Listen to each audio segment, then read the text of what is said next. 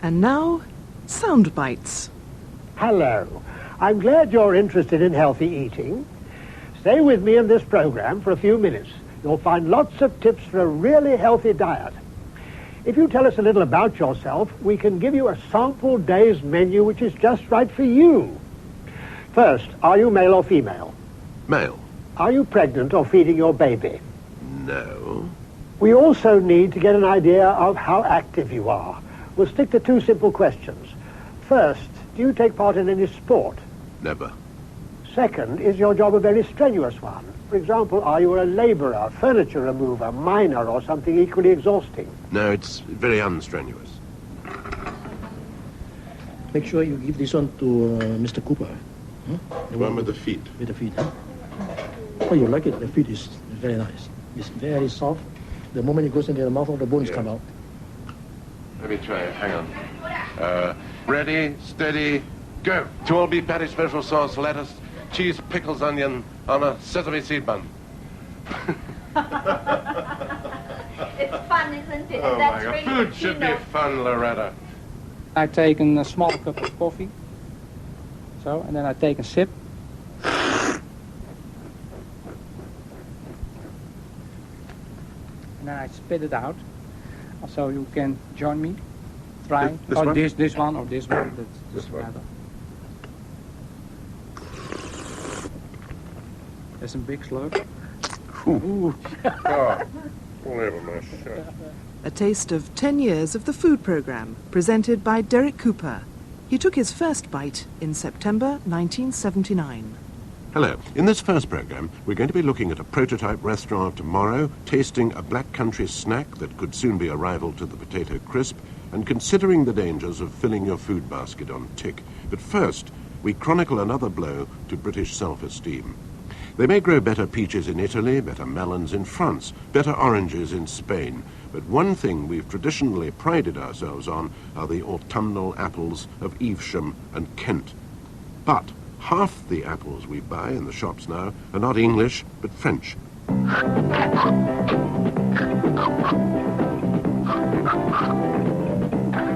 I see you're buying crumpets. Yeah, buying crumpets. How did muffling.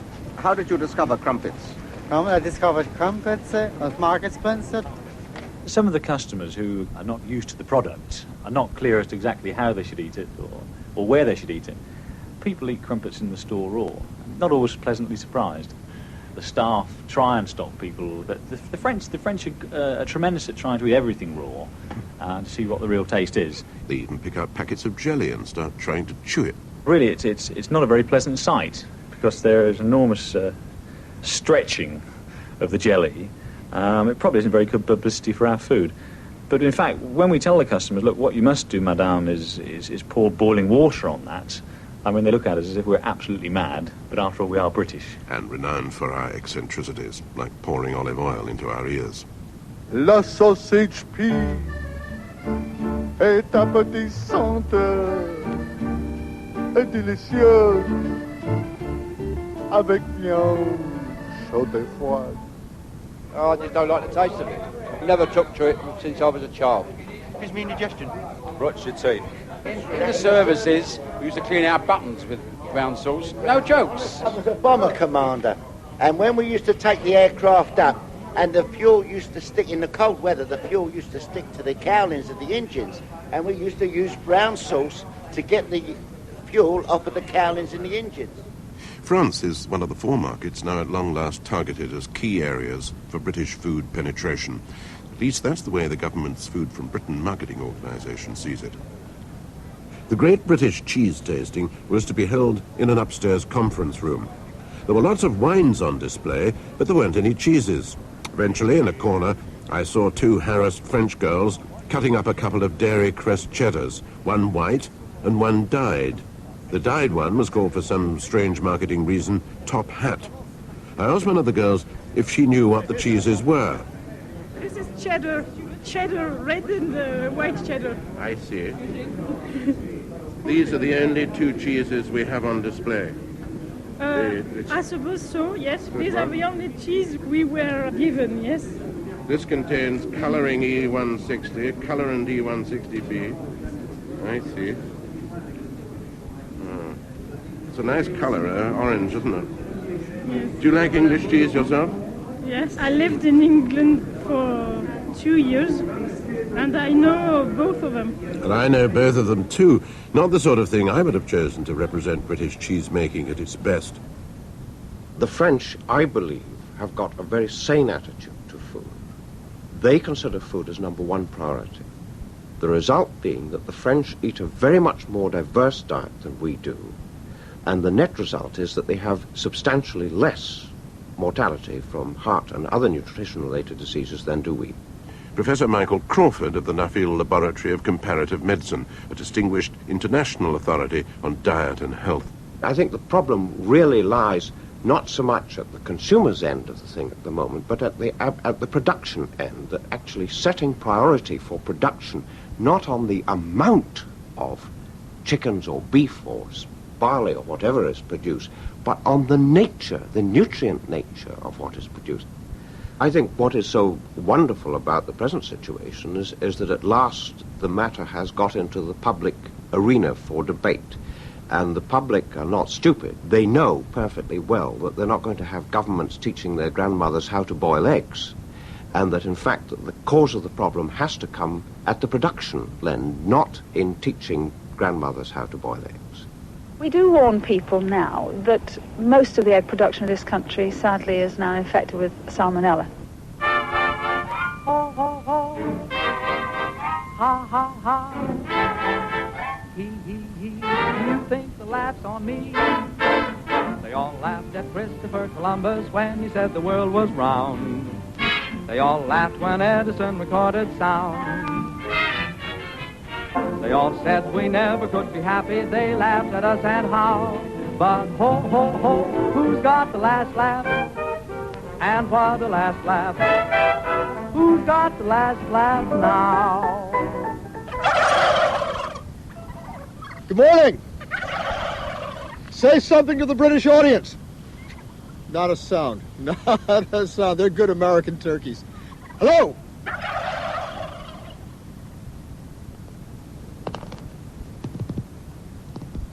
That's supposed to be the sound of Helix aspersa, or the small gray snail, eating a carrot slice. In actual fact, it's an impersonation by Alain Chatillon, scraping a knife on an old notebook. His 300,000 snails are all hibernating on their backs at Alain's 12 snail farms in different parts of France. It's not hard to entice Alain out of his shell. He's compact in size, exploding with energy, and delighted that his arrival on the French gastronomic scene is the gourmet event of the year. Snail's eggs are Alain's first adventure in the food business. For dinner, in his ultra-modernized house in the tiny mountaintop village of Rennes-le-Château, Alain and I started with a bottle of wine and snail's eggs on toast. And now I take my special pot de brut d'escargot. Now he's opening this beautiful little pot of, it's like very large caviar eggs, only a beautiful beige, wouldn't you say? Pinkish beige. It's about the size of beluga, really good caviar. Now your toast is ready. And I'm going to eat the first snail's eggs of my life. I'm making a wish.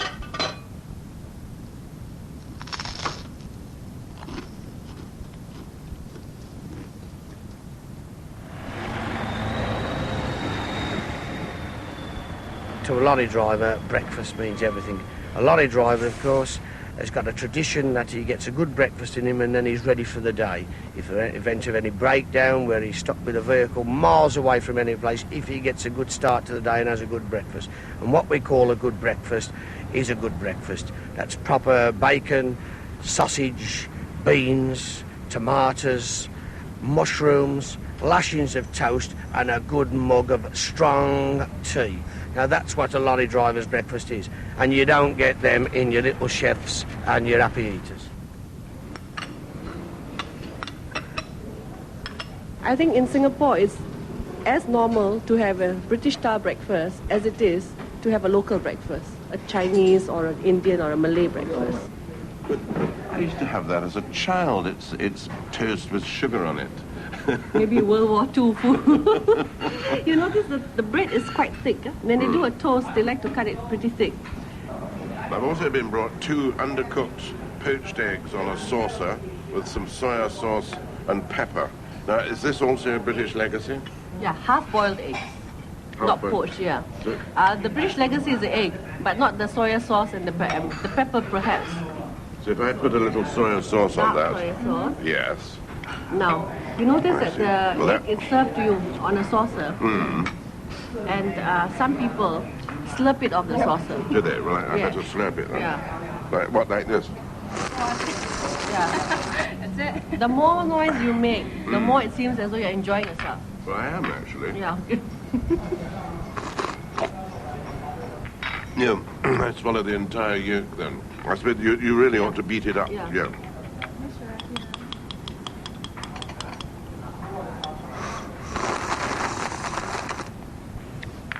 Nobody minds about that. No. Isn't that nice? Polite. It's polite to show that you're enjoying your food. You have to make noise when you're eating. I know an old lady who swallowed a fly. I don't know why she swallowed a fly. Perhaps she'll die. But not if she comes from Sheerness, where housewives are made of sterner stuff.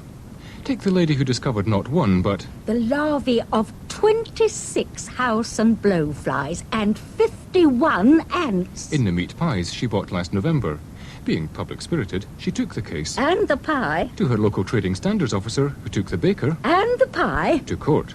The baker insisted. It wasn't me, Your Honour. Adding, comfortingly, that the intruders must have arrived after the pie was cooked, for the self-evident reason that... ants and larvae baked in an oven of high temperature would just disintegrate and mix with the meat. An unusual example of habeas corpus, therefore, case dismissed. There were no flies on him. I know an old lady who swallowed a spider that wriggled and jiggled and tickled inside her.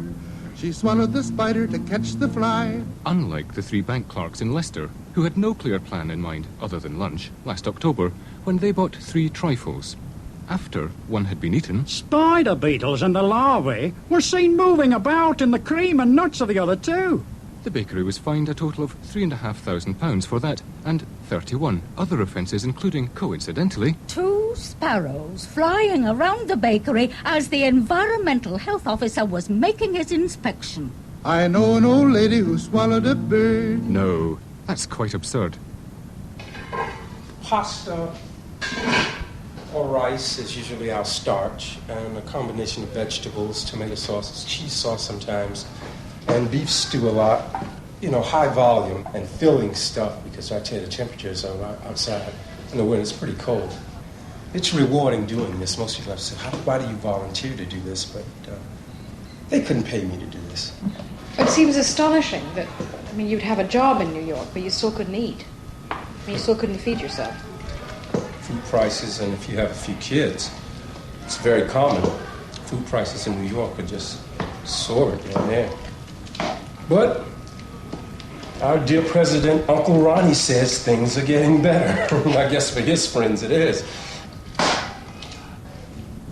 The price of meat and fish and pork has got beyond a bloody joke.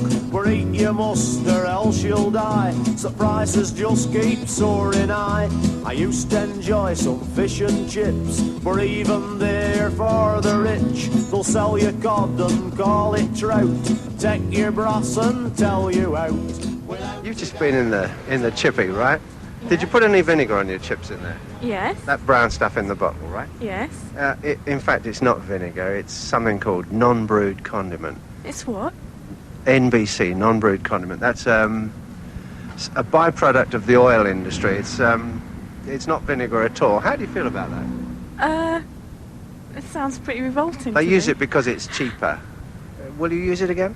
No, I wouldn't. Not if I could help it. When Cape and Ice chickens were all the rage, it was noticed that one of the chefs became much more higher-pitched in voice, and in actual fact his figure started to alter. They did a little investigation, and what came out was the fact that he was taking home, with permission of course, the giblets of all the chickens, because the restaurant didn't want them. And included in them, of course, were all the chicken necks. Well, the neck for those who don't know, was the spot where they used to insert the little pellet to caponize these chickens. And the chemical involved was a female hormone. And he was beginning to change sex. An 8-week-old calf is driven into a restraining pen called a cattle crush.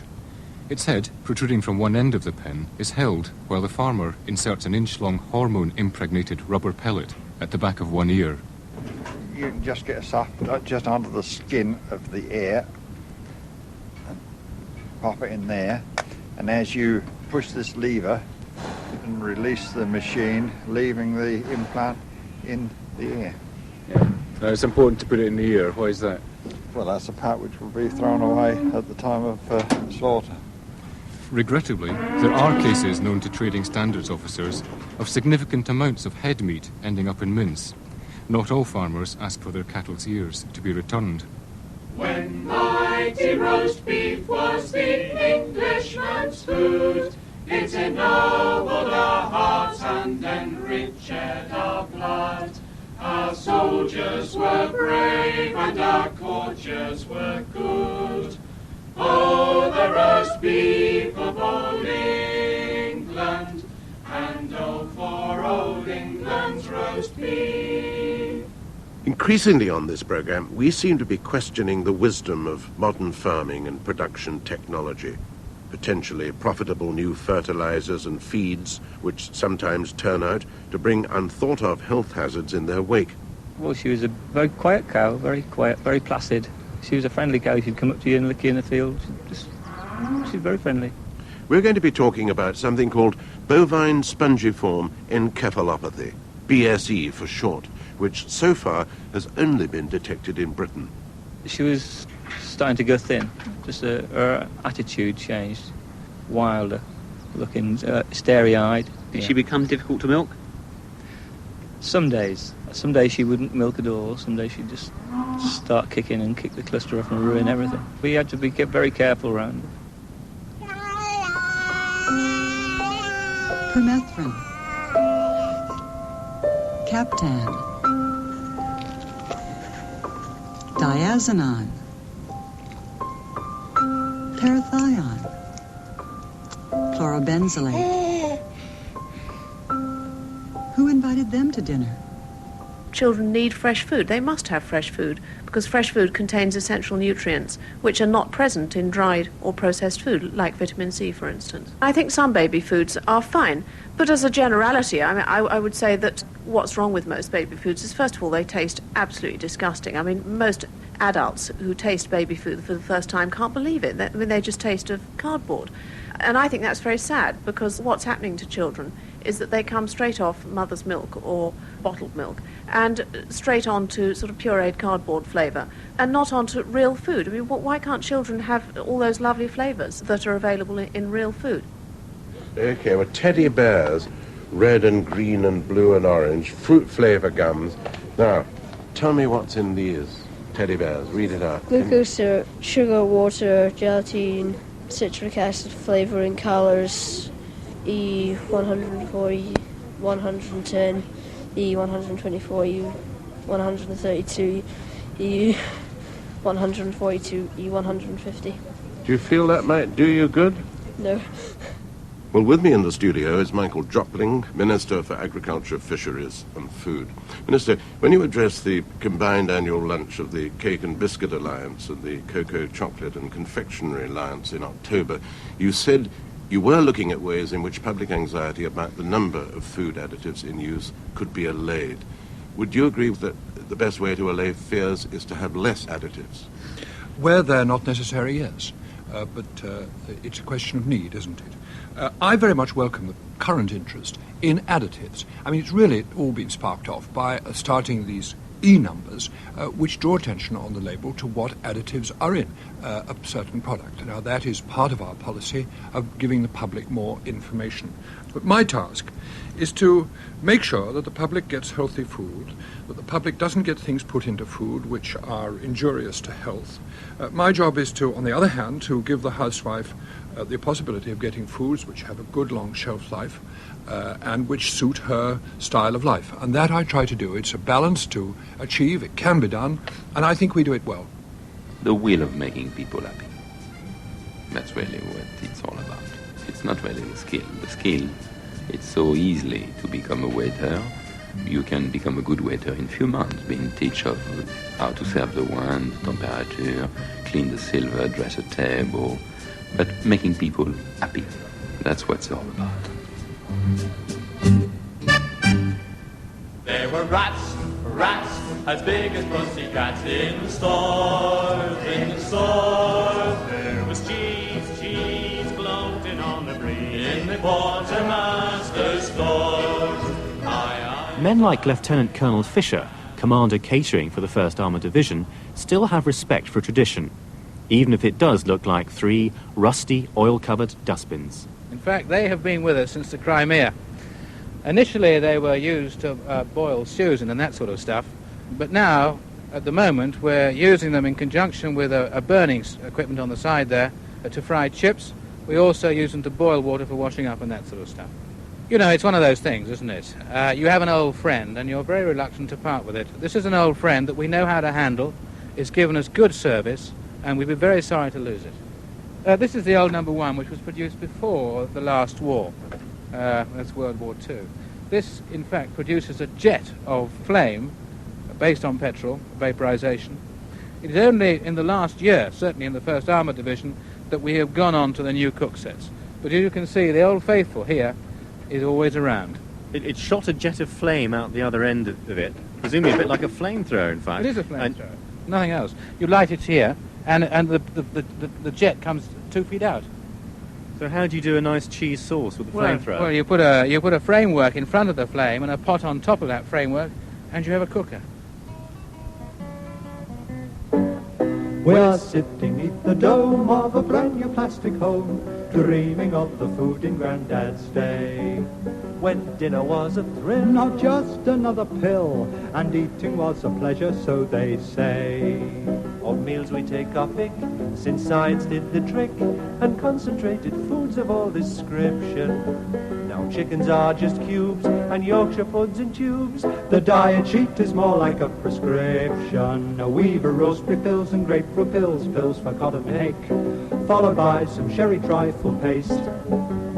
Fried egg pills and celery pills, pills for duck and drake. The only thing they haven't got is taste. Why is it that when there is so much food in the world, so much potential to produce it, that 25 million people die of malnutrition every year, and over 400 million are conspicuously ill-fed? If we could start again and redistribute the lion's share which we live on more equitably, then our problems of overeating and obesity and the third world's struggle with hunger might be alleviated. But I don't know, maybe it's too late. The raw materials are now being grown not for the shopping basket, but for the processing plant. Don't buy fish, buy cod in mushroom sauce. Don't cook any more, pop a quick-thaw frozen gourmet dinner in the microwave. The pressures to process every raw material into a high-price, value-added convenience food seem politically, economically, and commercially irresistible. In this program, we try to make sense of all these ironies and paradoxes. It is a crazy world in which so many starve, and we're reduced to sniping not at our lack of food, but its lack of taste, flavor, and substance. It's so frustrating when you pick up a fancy menu and find that nothing there is what it seems. The trout is molded plastic and tastes like bad elastic. The sirloin steak is compressed soya beans. Spaghetti bolognese, before the cooks got lazy, was a meaty dish we used to have for dinner. Now instead of Boston chowder, there's reconstituted powder. No wonder that the population's thin. A Weaver roastbeef pills and grapefruit pills, pills for cod and hake, followed by some sherry trifle paste. Fried egg pills and celery pills, pills for duck and drake. The only thing they haven't got is taste.